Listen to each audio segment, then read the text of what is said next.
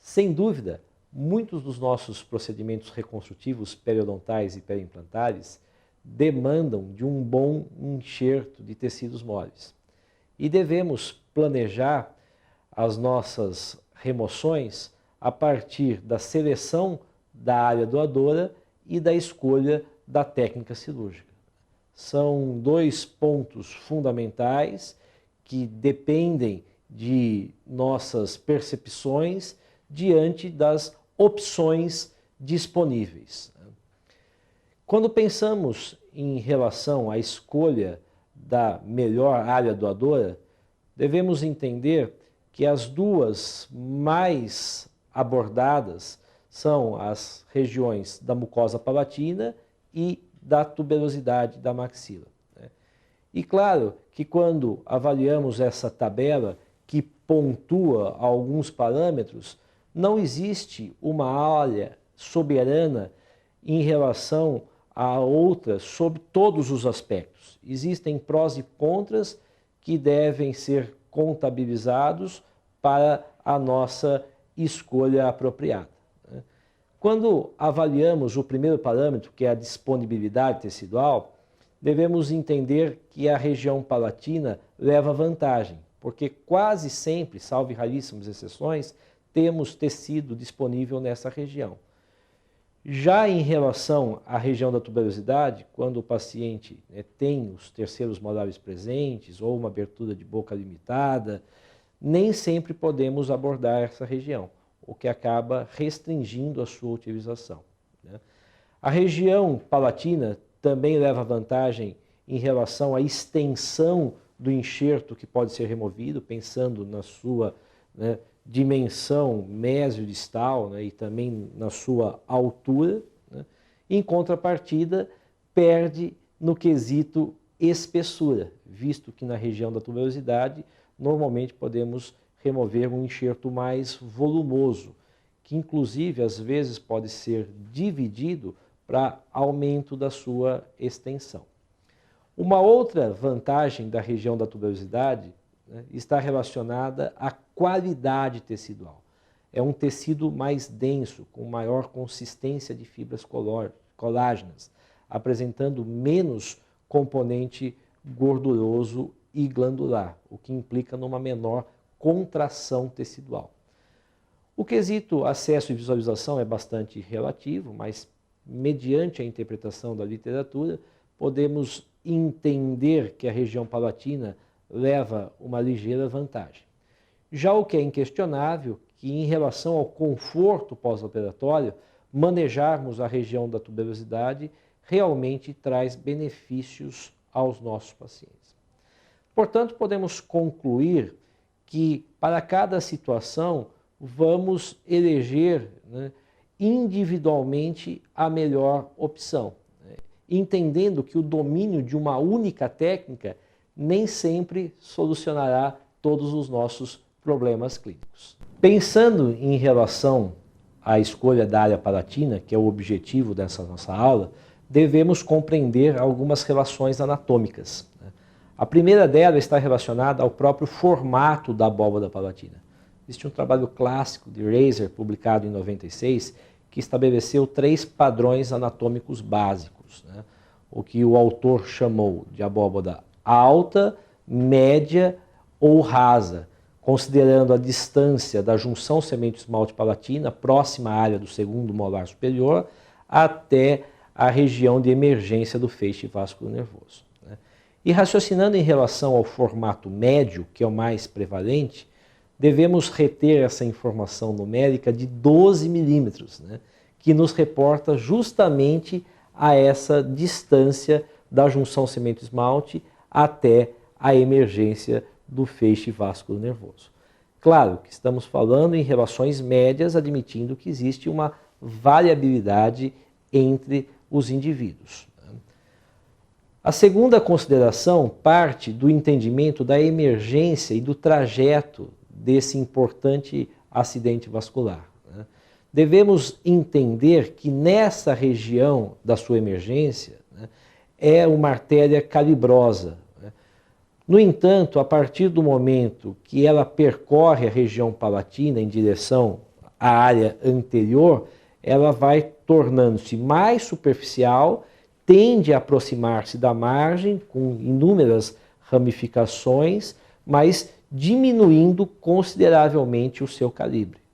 Portanto, devemos admitir que na área cirúrgica que normalmente abordamos, não temos grandes preocupações de um acidente vascular grave, desde que respeitemos essas relações. E, finalmente, a terceira informação anatômica refere-se à espessura dessa mucosa palatina. Existem inúmeros trabalhos que discutem essa questão, dentre eles podemos destacar esse especificamente que aborda a partir de um método tomográfico, estabelecendo 24 pontos de mensurações, em 6 áreas distintas, contemplando aí canino, primeiro pré, segundo pré, interproximal, entre o primeiro molar e o segundo molar, e também as áreas de primeiro molar e segundo molar, com 4 pontos de avaliação em cada uma dessas áreas. O ponto A distante da margem gengival 3 milímetros, o ponto B mais 3 a 6, o ponto C mais 3 a 9 e, finalmente, o ponto D distante da margem a 12 milímetros. E, resumindo os resultados dessa tabela, podemos entender que, com exceção do ponto D na área de canino, em todas as outras áreas, percebemos um aumento da espessura a partir do momento que distanciamos da margem gengival. E uma outra consideração importante é que a espessura maior está concentrada entre canino e segundo premolar. Existe uma tendência à diminuição dessa espessura média na região de primeiro molar, depois com gradativo aumento já na área de segundo molar, que já não é uma região que nos interessa tanto pela proximidade da artéria. Então, são 2 conclusões importantes. A porção mais fina está localizada próxima à margem gengival e a espessura maior está concentrada entre canino e segundo premolar. Então, diante disso, podemos planejar a remoção de um bom enxerto, com tranquilidade, com segurança, sem riscos de um acidente vascular grave que muitas vezes causa preocupação a profissionais menos experientes. Dentre as inúmeras técnicas descritas para a abordagem da região palatina, a nossa preferência recai sobre a técnica linear, descrita pela primeira vez em 2000 por Lorenzana e Allen. E a nossa preferência parte da percepção de alguns benefícios relacionados à facilidade técnica de execução e ao próprio conforto pós-operatório do paciente. Nessas representações esquemáticas, temos uma síntese da técnica que será detalhada na sequência a partir da apresentação de um caso clínico, mas o que chama atenção no conjunto da obra é que realmente é um procedimento minimamente invasivo pelo fato de possibilitar uma coaptação de bordos da ferida, sem a manutenção de uma área cruenta exposta quando comparada a outras técnicas que utilizam o bisturi de lâmina dupla ou a própria remoção de um enxerto gengival livre. Então, a primeira etapa do procedimento parte de uma boa anestesia, obviamente, primando por 2 objetivos, o controle da dor e também uma boa hemostasia do campo operatório. E aí sim, iniciamos a primeira incisão, que é uma incisão horizontal total, distante aproximadamente 3 milímetros da margem gengival, concentrada normalmente entre a mesial do canino até a interproximal entre o segundo pré e o primeiro molar. Claro que essa extensão vai depender do tamanho do enxerto a ser removido.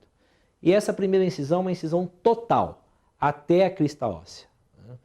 Após a realização dessa primeira incisão, nós enaltecemos essa linha de incisão, né, com um elevador de periósteo, simplesmente para afastamento do tecido, visando facilitar o início da segunda incisão, que deve sempre ser feita com uma lâmina 15C nova e que representa aí uma incisão de divisão do retalho, de separação do componente epitelial e parte do componente conjuntivo do restante do tecido conjuntivo, que de fato será o enxerto a ser removido. É importante que essa divisão não seja muito fina, né? Primamos aí pela preservação de pelo menos 1 milímetro de tecido, há uma espessura suficiente para isso, né? Não podemos nessa etapa perfurar ou rasgar o retalho, que isso realmente pode complicar o pós-operatório, e essa divisão deve ser feita em toda a extensão do leito, né?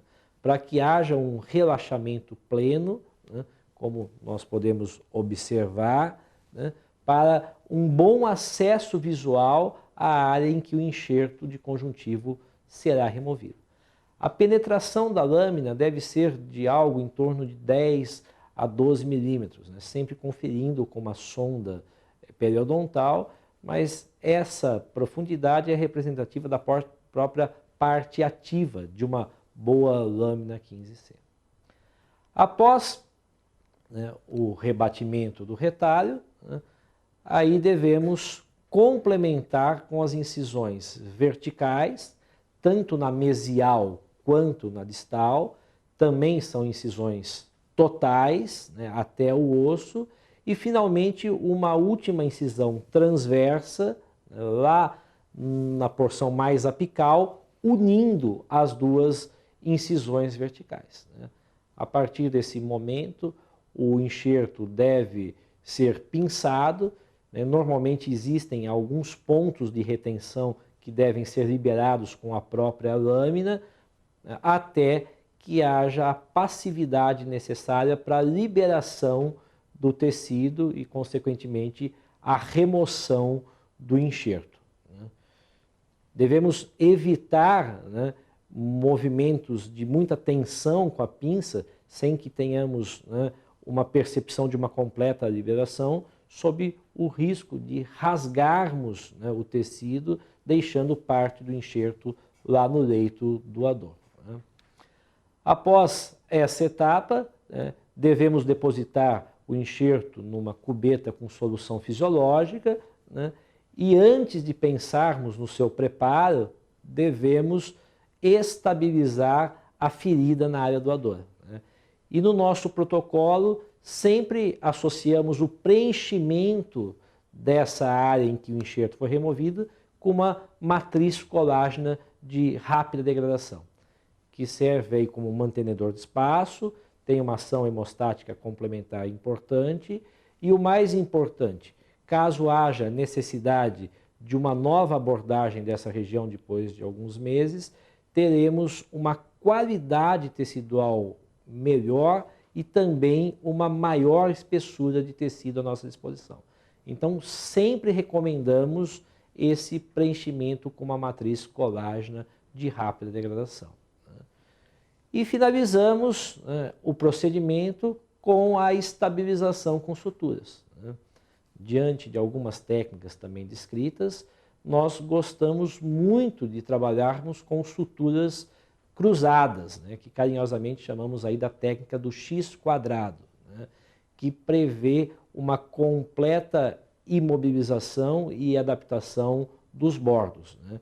E quando necessário, completamos com alguns pontos simples, né, entre essas suturas cruzadas ou nas extremidades. Sempre usando fios monofilamentosos, né, normalmente o nylon 5-0, que oferece aí um bom travamento, mas o mais importante é que tenhamos, né, convicção de que a ferida está completamente estabilizada, né. Devemos pecar pelo excesso nessa etapa, né, porque qualquer ponto sangrante pode repercutir num problema pós-operatório. Então, nessa, né, representação em vídeo, temos a apresentação dessa sutura em modelos, né, para que a gente consiga visualizar toda essa sequência. Vejam que num primeiro momento passamos o fio, né, sob o ponto de contato, deixando o nó na vestibular, aí sempre uma passagem cruzada, né, voltamos por baixo do ponto de contato e estabilizamos o primeiro nó na vestibular, né, concluindo aí o X. E seguimos, né, na sequência aí com as passagens paralelas. Vejam que essas passagens paralelas são mais largas, né? O X fica dentro do quadrado, né? E diante disso, né, concluímos com a estabilização do segundo nó na vestibular. Um detalhe importante é que sempre essas passagens, né, devem ser feitas abaixo da área em que o enxerto foi removido, onde ainda existe tecido de conjuntivo à disposição para o travamento, né, da sutura propriamente dita. Né? E vejam que diante da obediência desse protocolo, normalmente temos, né, condições pós-operatórias bastante confortáveis, né? Aí com alguma coisa em torno de 3 semanas de acompanhamento, né, a ferida já completamente reptilizada, né, nem um problema relacionado ao conforto do paciente durante todo esse período. Claro que eventuais intercorrências relacionadas a necroses podem acontecer, isso faz parte da própria curva de aprendizagem, né, mas a partir do momento que controlamos as variáveis técnicas, normalmente não existem problemas preocupantes relacionados à cicatrização da ferida. Né. E diante do que foi exposto, né, podemos concluir, a partir da interpretação desse estudo clínico, né, que compara 3 técnicas clássicas de remoção. Né. O enxerto gengival livre, né, que mantém uma área cruenta exposta, técnicas que prevêem a realização de incisões verticais complementares e a abordagem que nós recomendamos, né, chamada aí de linear. Né. E mediante a comparação, né, de resultados a partir de 3 parâmetros, né, sangramento pós-operatório, desconforto e também o tempo de reptilização, podemos perceber que a abordagem linear, né, promove um sangramento menor, incomoda menos e cicatriza mais rápido. Né? 3 bons argumentos, né, que corroboram com a nossa preferência. Então, meu amigo, né, entenda que o domínio sobre essa técnica dará segurança e versatilidade de trabalho pensando nesse universo da reconstrução periodontal e periimplantar. Né? Agradeço pela atenção e até a nossa próxima aula.